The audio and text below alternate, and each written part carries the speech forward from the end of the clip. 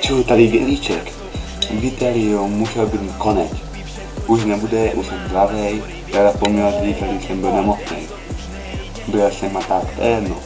Teď jsem zdravej, jako bude v pohodě, jak vidět.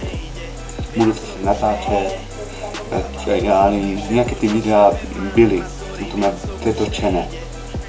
A teď videa budou mám každý týden, cirka, nevím, jak budu mít taky názory, jaký budu mít čas.